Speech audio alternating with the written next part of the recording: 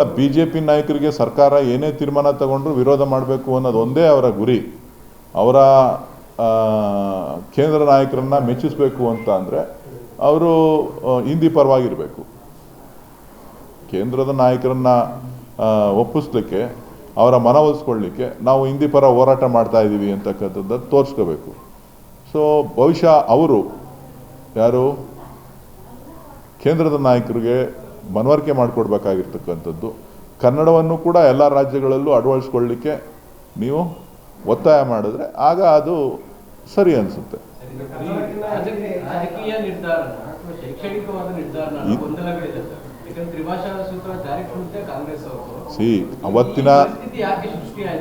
ನೋಡಿ, ಅವತ್ತಿನ ಪರಿಸ್ಥಿತಿಗಳು ಒಂಥರ, ಇವತ್ತಿನ ಪರಿಸ್ಥಿತಿ ಒಂಥರ ಇದೆ. ಇವತ್ತು ಗುಣಮಟ್ಟದ ಶಿಕ್ಷಣದ ಅವಶ್ಯಕತೆ ಇದೆ. ಕಲಿಕೆ 2 ಭಾಷೆಗಳಲ್ಲಿ ಆಗಬೇಕು ಅನ್ನೋದು ಹೇಳಿದ್ದಾರೆ. ಸೊ 2 ಭಾಷೆಗಳನ್ನು, ಕನ್ನಡವನ್ನು ಪ್ರಧಾನವಾಗಿಟ್ಕೊಂಡು ಉಳಿದಂಥ ಭಾಷೆಯನ್ನು ಆಯ್ಕೆ ಮಾಡಿಕೊಳ್ಳಿಕ್ಕೆ ಅವಕಾಶ ಕೊಟ್ಟಿದ್ದಾರೆ. ಅದು ಪೋಷಕರಿಗೆ ಮತ್ತು ವಿದ್ಯಾರ್ಥಿಗಳಿಗೆ ಬಿಟ್ಟಂಥ ವಿಚಾರ. ವರ್ಷ ಪೂರ್ತಿ ಓದಿರ್ತಾರೆ, ಕೊನೆ ಮೂಮೆಂಟಲ್ಲಿ ಬಂದಾಗ ನೀವು ದ್ವಿಭಾಷಾ ಅಂತ ಮಾಡಿದ್ರೆ ಗೊಂದಲ ಸೃಷ್ಟಿ ಆಗುತ್ತೆ ಅಂತ ಮಕ್ಕಳ ಪರೀಕ್ಷೆ ಇದೆಯಲ್ಲ, ಈಗ ಏನಾಗ್ತದೆ ಅಂತ ಅಂದರೆ ಬಹುತೇಕರು ಥರ್ಡ್ ಲ್ಯಾಂಗ್ವೇಜಲ್ಲಿ ಫೇಲ್ ಆಗ್ತಾರೆ. ಅದನ್ನು ಗಮನದಲ್ಲಿಟ್ಕೊಂಡು ಸರ್ಕಾರ ತೀರ್ಮಾನ ತೆಗೆದುಕೊಂಡಿದೆ. ಅದು ಗೊತ್ತಿಲ್ಲಪ್ಪ ನನಗೆ. ನಾನು ಯಾವಾಗ ಹೇಳಿದೆ ನಿಮಗೆ?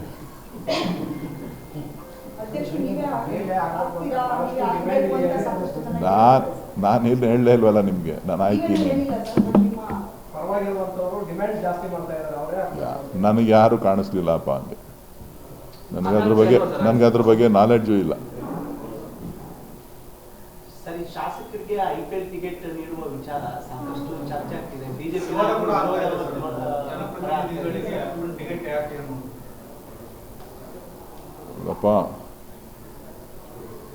ಟಿಕೆಟ್ ಕೇಳಿರೋದು ತಪ್ಪು. ಈ ಯಾರು ಮಾತಾಡ್ತಾ ಇದ್ದಾರೆ ಅವ್ರು ಮಾತಾಡ್ತಾ ಇರೋದು ಇನ್ನೂ ಮಹಾಪರಾಧ. IPL ಘಟನೆ ನಡೆದಂಥ ಸಂದರ್ಭದಲ್ಲಿ ಯಾವ ರೀತಿಯ ವಾಗ್ದಾಳಿಗಳನ್ನು, ಯಾವ ರೀತಿಯ ಪದಗಳ ಬಳಕೆಯನ್ನು ಮಾಡಿದ್ದಾರೆ ಅಂಥೇಳಿ ನಿಮ್ಮ ರೆಕಾರ್ಡ್ಗಳಲ್ಲಿದೆ. ಸೊ ಅದನ್ನು ತೆಗೆದು ನೋಡಬೇಕು. ವೈಯಕ್ತಿಕ ಆಸಕ್ತಿ ಇರ್ತಕ್ಕಂಥವ್ರು ಮ್ಯಾಚ್ಗೆ ಕಾಸು ಕೊಟ್ಟು ಹೋಗಬೇಕು. ಗೊತ್ತಾಯ್ತಾ? ನೋಡ್ರಿ, ಮೊದಲಿಂದಾನೂ ಕೊಟ್ಕೊಂಡು ಬಂದಿದ್ದಾರೆ, ಮೊದಲಿಂದಾನೂ ನಡ್ಕೊಂಡು ಬಂದಿದೆ. ಸೊ ಇದನ್ನು ಸ್ವಲ್ಪ ವ್ಯಾಪಕವಾಗಿ ಅಪಪ್ರಚಾರ ಮಾಡಲಿಕ್ಕೆ ಬಳಕೆ ಮಾಡ್ಕೋತಾ ಇದ್ದಾರೆ ಅಷ್ಟೇ. BJP ಶಾಸಕರು ಟಿಕೆಟ್ ಇಸ್ಕೊಂಡಿಲ್ವಾ ಅಂತಂದರೆ ಅವರು ಇಸ್ಕೊಂಡಿದ್ದಾರೆ.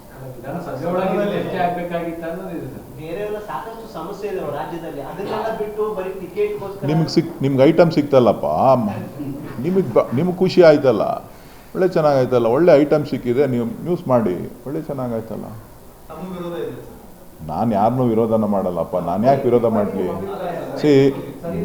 ನಾನು ಹೇಳೋದು ಇಷ್ಟೇ, ಆಸಕ್ತಿ ಇರ್ತಕ್ಕಂಥವ್ರು ಕಾಸು ಕೊಟ್ಟು ನೋಡ್ತಕ್ಕಂಥದ್ದು ಒಳ್ಳೆಯ ಬೆಳವಣಿಗೆ.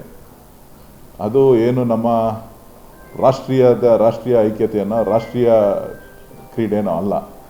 ಅದು ಒಂದು ಕಮರ್ಷಿಯಲ್ ಗೇಮ್.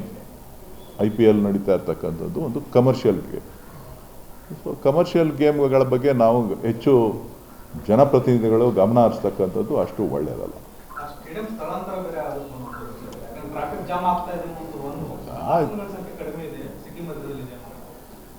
ಈಗಾಗಲೇ ಸರ್ಕಾರ ನಾನು ಸೂಚಿಸಿದ ಜಾಗ, ನಾನು ಆಯ್ಕೆ ಮಾಡಿದಂಥ ಜಾಗ, ಇವತ್ತು ಅದನ್ನು ಸರ್ಕಾರ ಮನ್ನಣೆ ಕೊಟ್ಟಿದೆ.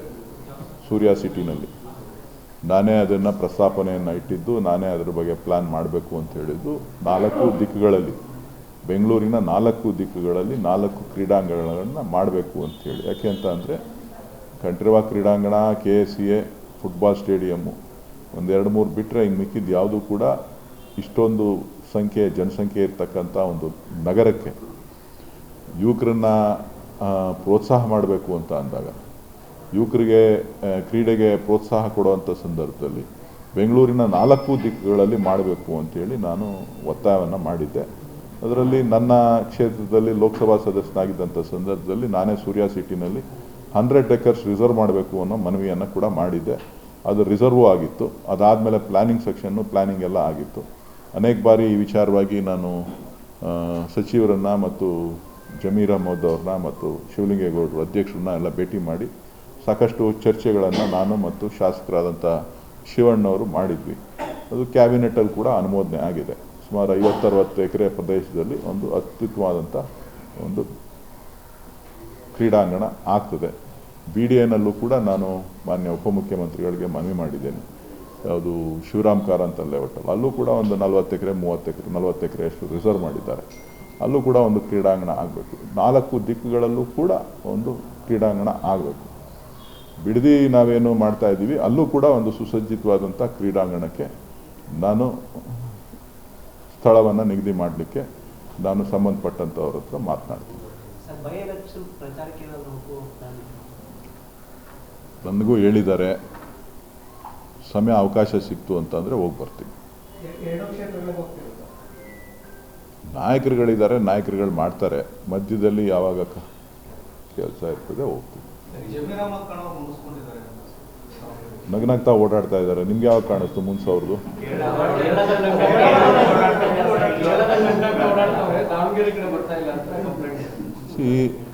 ಎಲ್ಲೋ ಒಂದು ಕಡೆ ಚುನಾವಣೆ ಮಾಡ್ತಾ ಇದ್ದಾರಲ್ಲ, ಅಲ್ಲಿ ಅವರ ಬೇಡಿಕೆ ಜಾಸ್ತಿ ಆಗಿರಬೇಕು ಕರ್ನಾಟಕಕ್ಕಿನ್ನ. ಇಲ್ಲಪ್ಪ ಸ್ವಲ್ಪ ಏನೋ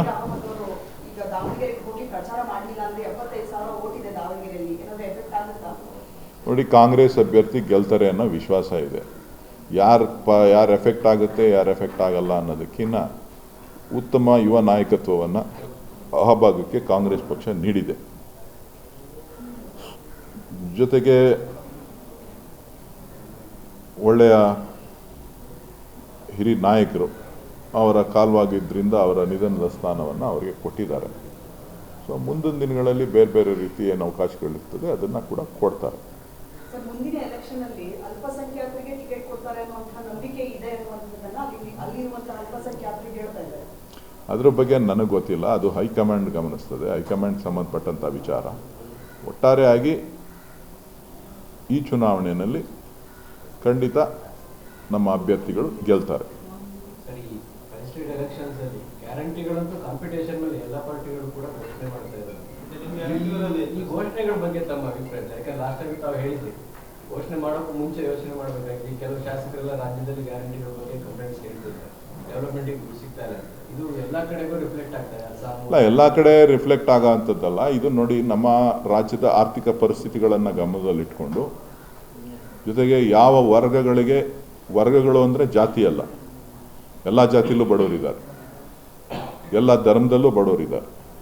ಆ ಬಡವರನ್ನು ಗುರಿಯಾಗಿಟ್ಕೊಂಡು ಸೂಕ್ತವಾದಂಥ ತೀರ್ಮಾನಗಳನ್ನು ಸೂಕ್ತವಾದಂಥ ರೀತಿಯಲ್ಲಿ ಕೊಟ್ಟಿದ್ದೇ ಆಯಿತು ಅಂದರೆ ಆ ರಾಜ್ಯದಲ್ಲಿ ಆರ್ಥಿಕವಾಗಿ GDP ಜೊತೆಗೆ ಹ್ಯೂಮನ್ ಇಂಡೆಕ್ಸಲ್ಲೂ ಕೂಡ ಒಂದಷ್ಟು ಬೆಳವಣಿಗೆಯನ್ನು, ಆರ್ಥಿಕ ಬೆಳವಣಿಗೆಯನ್ನು ಕಾಣಲಿಕ್ಕೆ ಸಾಧ್ಯ ಆಗ್ತದೆ. ಜೀವನದ ಮಟ್ಟ ಸುಧಾರಣೆ ಆಗ್ತದೆ. ಇವತ್ತು ನಮ್ಮ ಕರ್ನಾಟಕದಲ್ಲಿ ಇವತ್ತು ಏನು ಕೂಲಿ ಕಾರ್ಮಿಕರಿದ್ದಾರೆ, ಬಡವರ್ಗ ಇದೆ, ಅವರೆಲ್ಲರೂ ಕೂಡ ಇವತ್ತು ನೆಮ್ಮದಿಯಿಂದ ಇದ್ದಾರೆ. ಯಾರೇನೇ ಮಾತಾಡ್ಬೋದು, ಒಂದು ಕಡೆ ಅಭಿವೃದ್ಧಿ ಕುಂಠಿತ ಆಗಿದೆ ಅಂತಕ್ಕಂಥ ಕೂಗಿರ್ಬೋದು, ಆದರೆ ಆರ್ಥಿಕವಾಗಿ ಸಾಮಾಜಿಕವಾಗಿ ಒಂದು ಬದಲಾವಣೆ ಅಂತೂ ಕರ್ನಾಟಕ ರಾಜ್ಯದಲ್ಲಿ ಆಗಿದೆ. ಕೆಲವರು ವಿರೋಧ ಮಾಡ್ತಾರೆ, ನಾನು ಇಲ್ಲ ಅಂತ ಹೇಳೋದಿಲ್ಲ, ಸಮಸ್ಯೆಗಳಿದೆ ಇಲ್ಲ ಅಂತ ಹೇಳೋದಿಲ್ಲ. ಬಟ್ ಬದಲಾವಣೆಯ ಒಂದು ಪರಿಸ್ಥಿತಿ ಏನಿದೆ ಅದನ್ನು ನಾವು ಗ್ರಾಮೀಣ ಪ್ರದೇಶಗಳಲ್ಲಿ ನಾವು ನೋಡ್ತಾ ಇದ್ದೇವೆ. ನೆಮ್ಮದಿಯ ಬದುಕನ್ನು ನಾವು ಕಾಣ್ತಾ ಇದ್ದೇವೆ. ಇನ್ನೊಂದು ಇರೋ ಅನಿಲದ ಸಮಸ್ಯೆ, ತೈಲದ ಸಮಸ್ಯೆ, ನಾವೆಲ್ಲ ಕೊರೋನಾ ರೀತಿ ಹೋರಾಡಬೇಕು ಅಂತ ರಾಜ್ಯಗಳಿಗೆ ಕರೆ ಕೊಟ್ಟಿದ್ದಾರೆ ಸರ್ ಮೋದಿ ಅವರು. ಅಷ್ಟೊಂದು ಸಮಸ್ಯೆ ಆಗ್ತಿದ್ಯಾ? ಅದು ಕೇಂದ್ರ ಸರ್ಕಾರಕ್ಕೆ ಗೊತ್ತು ಏನು ಸಮಸ್ಯೆ ಆಗ್ತಾ ಇದೆ, ಏನು ಸಮಸ್ಯೆಗೆ ಆಗ್ತಾ ಇಲ್ಲ ಅಂತ ಹೇಳ್ಬಿಟ್ಟು. ಒಟ್ಟಾರೆಯಾಗಿ ಇದೇ ರೀತಿಯ ಪರಿಸ್ಥಿತಿ ಮುಂದುವರಿತು ಅಂತ ಅಂದರೆ ಭಾಳ ದೊಡ್ಡ ಪರಿಣಾಮವನ್ನು ನಾವು ಎದುರಿಸಬೇಕಾಗ್ತದೆ. ಜೊತೆಗೆ ಬೆಲೆ ಏರಿಕೆಯ ಬಿಸಿ ಇಡೀ ಭಾರತ ದೇಶಕ್ಕೆ ತಟ್ತದೆ, ಈಗಾಗಲೇ ತಟ್ಟಿದೆ. ಎಲ್ಲ ಪ್ರಾಡಕ್ಟ್ಸ್ಗಳ ಮೇಲೂ ಕೂಡ ಕೆಲವು ಪ್ರಾಡಕ್ಟ್ಗಳು, ಕೆಲವು ವಸ್ತುಗಳು ನಿಮಗೆ ಬೆಲೆ ಸಿಗದೇ ಇದ್ದ ಬೆಲೆ ಜಾಸ್ತಿ ಆಗಿರ್ಬೋದು. ಇನ್ನು ಕೆಲವರು ಇದನ್ನೇ ಉಪಯೋಗ ಮಾಡಿಕೊಂಡು ಬೆಲೆ ಏರಿಕೆಯನ್ನು ಮಾಡ್ತಾ ಇರ್ತಕ್ಕಂಥದ್ದು. ಹೋಟೆಲ್ಗಳಿಂದ ಆಗಿರೋದು ಸೊ ಹೋಟೆಲ್ಗಳು ಒಂದೇ ಅಂತಲ್ಲ, ಇವತ್ತು ಅಲೈಡ್ ಇಂಡಸ್ಟ್ರೀಸ್ ಯಾವ್ಯಾವುದಿದೆ, ಪೆಟ್ರೋಲಿಯಂ ಪ್ರಾಡಕ್ಟ್ಸ್ ಮೇಲೆ ನಾವು ಯಾವುದನ್ನು ಇಂಪೋರ್ಟ್ ಮಾಡ್ತಾ ಇದ್ದೀವಿ, ಆ ಇಂಪೋರ್ಟ್ ಮಾಡ್ತಾ ಇರ್ತಕ್ಕಂಥದ್ದು ಎಲ್ಲದರ ಮೇಲೆ ಕೂಡ ಇದರ ಪರಿಣಾಮ ಬೀರ್ತದೆ. ಪ್ರೊಡಕ್ಷನ್ ಕಡಿಮೆ ಆಗ್ತದೆ. ಪ್ರೊಡಕ್ಷನ್ನು ಯಾರ್ಯಾರು ಗ್ಯಾಸು ಪೆಟ್ರೋಲಿಯಂ ಪ್ರಾಡಕ್ಟ್ ಇದನ್ನು ಉಪಯೋಗಿಸ್ಕೊಂಡಿದ್ರು, ನಾಳೆ ದಿನ ಮಳೆ ಹೋಯ್ತು ಅಂತ ಅಂದರೆ, ಇವತ್ತು ಮುಂಗಾರು ಪ್ರಾರಂಭ ಆಗಿ ಮಳೆ ಹೋಯ್ತು ಅಂತ ಅಂದರೆ ನಮ್ಮ ಗೊಬ್ಬರದ ಮೇಲೂ ಕೂಡ ಪರಿಣಾಮ ಬೀರ್ತದೆ. ಹೌದು, ಅದೇನಿಲ್ಲ ಅಂತಲ್ಲ. ಅದಕ್ಕೆ ಸರ್ಕಾರ ಸಜ್ಜಾಗಬೇಕಾಗ್ತದೆ. ಒಂದಷ್ಟು ಸ್ಟಾಕ್ ಇರ್ಬೋದು, ಏನೋ ಒಂದು 3 ಮಂತ್ಸ್ಗೆ ಆಗೋಷ್ಟು 2 ಮಂತ್ಸ್ಗೆ ಆಗೋಷ್ಟು ಸ್ಟಾಕು, ಒಂದು ಸೀಸನ್ಗೆ ಆಗೋಷ್ಟು ಸ್ಟಾಕು ಇರೋದು ಕಷ್ಟ. ಅದಕ್ಕೆ ಬೇಕಾದಂಥ ತಯಾರಿಯನ್ನು ಸರ್ಕಾರ ಮಾಡ್ಕೋಬೇಕಾಗ್ತದೆ. ಮುನ್ನೆಚ್ಚರಿಕೆ ಕೊಡ್ತಕ್ಕಂಥದ್ದು, ಎಲ್ಲರೂ ಕೂಡ ವೆಹಿಕಲ್ಗಳಲ್ಲಿ ಜಾಸ್ತಿ ವೆಹಿಕಲ್ಗಳನ್ನು ಯೂಸ್ ಮಾಡ್ತಕ್ಕಂಥದ್ದು, ಬೇರೆ ಬೇರೆ. ಈಗ ನಮ್ಮ ಹಾಲು ಒಕ್ಕೂಟಕ್ಕೂ ಕೂಡ ಒಂದು ಸಂದೇಶವನ್ನು ಕೊಟ್ಟಿದ್ದಾರೆ. ನೀವೇನು ಗ್ಯಾಸ್ ಕನ್ಸಂಪ್ಷನ್ ಮಾಡ್ತಾ ಇದ್ದೀರಿ ಅದನ್ನು 55% ಒಳಗಡೆ ನೀವು ಉಪಯೋಗಿಸಿ, ಇಲ್ಲ 100% ನೀವು ಉಪಯೋಗಿಸ್ಬೇಕು ಅಂತ ಅಂದರೆ 30% ಅಡಿಷ್ನಲ್ ಕಾಸ್ಟ್ ಬೇರ್ ಮಾಡಬೇಕಾಗುತ್ತೆ ಅಂತೇಳಿ. ಸೊ ಅಡಿಷ್ನಲ್ ಕಾಸ್ಟ್ ಬೇರ್ ಮಾಡಬೇಕು ಅಂತ ಅಂದರೆ ಅದ್ರ ಅರ್ಥ ಏನು? ಬೆಲೆ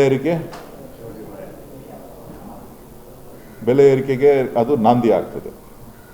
ಸೊ ಹಾಗಾಗಿ ಎಸೆನ್ಷಿಯಲ್ ಕಮಾಡಿಟಿ ಒಳಗಡೆ ನಾವು ಬರ್ತೇವೆ. ಸೊ ಇಂಥ ಸಮಸ್ಯೆಗಳಿದೆ. ಈಗಲೇ ಜನ ಎಚ್ಚೆತ್ಕೊಳ್ಳೋದು ಒಳ್ಳೆಯದು.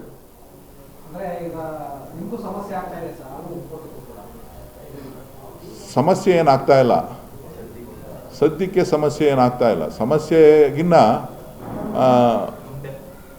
ಬೆಲೆ, ನಮ್ಮ ಖರ್ಚು ವೆಚ್ಚಗಳು ಜಾಸ್ತಿ ಆದಾಗ ಅದನ್ನೇನಂತ ಕರಿಬೇಕು ನಾನು? ನೀವೇನಂತ ವ್ಯಾಖ್ಯಾನ ಮಾಡ್ತೀರಿ? ಪ್ರೊಡಕ್ಷನ್ ಕಾಸ್ಟು ಜಾಸ್ತಿ ಆದಾಗ ಅದು ಯಾರ ಮೇಲೆ ಬೀಳ್ತದೆ? ನೀವೇನು ಹೇಳ್ಬಿಡ್ತೀರಿ? ಡಿ ಕೆ ಸುರೇಶ್ ಅವರು ಬೆಲೆ ಏರಿಕೆ ಬಗ್ಗೆ ಸುತ್ತಾಗಿ ಹೇಳಿದ್ರು ಅಂತ. ವಸ್ತುಸ್ಥಿತಿನ ನೀವು ಚಿಂತನೆ ಮಾಡಿದ್ರ? ಈಗ ಮುಂಗಾರು ಪ್ರಾರಂಭ ಆಗ್ತದೆ, ಬೇಸಿಗೆಗಾಲ ಯಾರೂ ಸುದ್ದಿ ಇಲ್ಲ. ಮಳೆ ಜೋರಾಗಿ ಹುಯ್ತು ಅಂತ, ಇಡೀ ರಾಜ್ಯದಲ್ಲಿ ಮಳೆ ಜೋರಾಗಿ ಹುಯ್ತು ಅಂತ ಅಂದರೆ ಜನ ಎಲ್ಲ 2 ಮಳೆ 3 ಮಳೆ ಹುಯ್ತು ಅಂತ ಅಂದರೆ ಜನ ಎಲ್ಲ ಹೊಲದ ಮೇಲೆ ಹೋಗ್ತಾರೆ, ಜಮೀನುಗಳ ಮೇಲೆ ಹೋಗ್ತಾರೆ. ತಕ್ಷಣ ಪ್ರಾರಂಭ ಆಗ್ತದೆ ಗೊಬ್ಬರ. ನೀವು ಅದ್ರ ಬಗ್ಗೆ ಎಚ್ಚರಿಕೆ ಕೊಡಿ. ನೀವು ಅದ್ರ ಬಗ್ಗೆ ಸ್ಟಾಕ್ ಎಷ್ಟಿದೆ, ಏನು, ಯಾವ ಟೈಮಿಗೆ ಸೋಯಿಂಗ್ ಮಾಡಬೇಕು, ಯಾವ ಟೈಮಿಗೆ ಗೊಬ್ಬರ ಬೇಕು, ಅದಕ್ಕೆ ತಯಾರಿ ಮಾಡಿದ್ದಾರಾ? ನೀವು ಮುನ್ನೆಚ್ಚರಿಕೆಯನ್ನು ಸರ್ಕಾರಕ್ಕೂ ಕೊಡಿ, ಜನಜಾಗೃತಿಯನ್ನು ಜನರಿಗೂ ಕೂಡ ಮೂಡಿಸಿ. ಸೌದೆ ಒಲೆ ಹತ್ರ ಸೌದೆಯನ್ನ ತರಬೇಕಾಗುತ್ತೆ, ಸೌದೆ ಒಲೆಯಲ್ಲಿ ಅಡಿಗೆ ಮಾಡಬೇಕಾಗುತ್ತೆ. ಹಳ್ಳಿಲಿರೋ ಜನರು ಎಲ್ಲ ಸೌದೆ ಯೂಸ್ ಮಾಡಬೇಕಾಗುತ್ತೆ. ನೀವು ಪರ್ಯಾಯವಾಗಿ ಏನಾದರೂ ನಿಮ್ಮ KMF ಆಗಿರೋದು, ಕೋಮಲ್ ಆಗಿರ್ಬೋದು, ಪರ್ಯಾಯವಾಗಿ ಗ್ಯಾಸ್ ಬಳಸೋದು ಸೋಲಾರ್ ಏನಾದ್ರು ಬಳಸುತ್ತಾರೆ? ಸೋಲಾರ್ ಬಳಸ್ಲಿಕ್ಕೆ ಆಗೋದಿಲ್ಲ. ಅದು ಏನು, ನಾವು ಸ್ಟೀಮ್ ಜನ್ರೇಟ್ ಮಾಡ್ತೀವಿ. ಸ್ಟೀಮ್ ಜನ್ರೇಟ್ ಮಾಡೋಕ್ಕೆ ನಮ್ಮ ಬಾಯ್ಲರ್ಸ್ಗಳಿರ್ತದೆ. ನಮ್ಮ ಬಾಯ್ಲರ್ಗಳು ಇಲ್ಲ ಎಲೆಕ್ಟ್ರಿಕ್ ಬಾಯ್ಲಲ್ಲಿ ಯಾರೂ ಯೂಸ್ ಮಾಡ್ತಾ ಇಲ್ಲ. ಐದರ್ ಫರ್ನೇಸ್ ಆಯಿಲ್ ಯೂಸ್ ಮಾಡ್ತಾ ಇದ್ದಾರೆ, ಇಲ್ಲ ಗ್ಯಾಸ್ ಮಾಡ್ತಾ ಇದ್ದಾರೆ, ಇಲ್ಲ ಅಂತ ಅಂದರೆ ಫೈರ್ವುಡ್ ಯೂಸ್ ಮಾಡಬೇಕು. ನಾನು ಬಂದಿದ್ದ ತಕ್ಷಣ ನಾನು ಅದರ ಮೇಲೆ ಕ್ರಮ ತಗೊಂಡು ಈಗ ನಾವು ಫೈರ್ವುಡ್ ಯೂಸ್ ಮಾಡ್ತಾ ಇದ್ದೀವಿ. ಒಂದು ಸೆಕ್ಷನಲ್ಲಿ, ಒಂದು ಮೇನ್ ಡೈರಿನಲ್ಲಿ ಅಲ್ಲ, ಕನ್ವರ್ಟ್ ಮಾಡಬೇಕು. ಅದನ್ನು ಬಾಯ್ಲರ್ಸ್ನ ಕನ್ವರ್ಟ್ ಮಾಡ್ಕೋಬೇಕು. ಬಾಯ್ಲರ್ಸ್ಗಳನ್ನ ಕನ್ವರ್ಟ್ ಮಾಡ್ತಾ ಅಂದಾಗ ಟೈಮ್ ತೊಗೊಳುತ್ತೆ. ಅದು 1 ದಿನದಲ್ಲಿ 2 ದಿನದಲ್ಲಿ ಆಗೋದಿಲ್ಲ. ಅದಕ್ಕೂ ಕೂಡ ಟೆಂಡರ್ ಮಾಡಬೇಕು. ನಾವು ಕಾಸ್ಟ್ ಜಾಸ್ತಿ ಆಗ್ತಾ ಇದೆ ಅಂಥೇಳಿ ಫರ್ನೇಸ್ ಆಯಿಲ್ ಪ್ರೈಸು ಮೊದಲು ಕಡಿಮೆ ಇತ್ತು, ಗ್ಯಾಸ್ ಪ್ರೈಸು ಕಡಿಮೆ ಇತ್ತು. ಜಾಸ್ತಿ ಆಗೋದ್ರಿಂದ ಗ್ರಾಹಕರ ಮೇಲೆ ಜಾಸ್ತಿ ಬೀಳ್ತದೆ, ನಮಗೆ ಹೊರೆ ಜಾಸ್ತಿ ಆಗುತ್ತೆ ಅಂಥೇಳಿ ಸ್ಥಳೀಯವಾಗಿ ನಾವು ಫೈರ್ವುಡ್ನ ಯೂಸ್ ಮಾಡೋದಕ್ಕೆ ಚಿಂತನೆ ಮಾಡಿ ಅದನ್ನು ಅಳವಡಿಸ್ಕೊಂಡಿದ್ದೀವಿ. 1 ಪ್ಲ್ಯಾಂಟಲ್ಲಿ ಅಳವಡಿಸ್ಕೊಂಡಿದ್ದೀವಿ, ಇನ್ನೂ 2-3 ಪ್ಲ್ಯಾಂಟ್ ಇದೆ. ಅದನ್ನು ಬೆಂಗಳೂರಲ್ಲಂತೂ ಆಗೋದಿಲ್ಲ ಫೈರ್ವುಡ್ ಉಪಯೋಗಿಸೋದಕ್ಕೆ. ಯಾಕೆ ಅಂತಂದರೆ ಪೊಲ್ಯೂಷನ್ ಇಶ್ಯೂ ಬರುತ್ತೆ.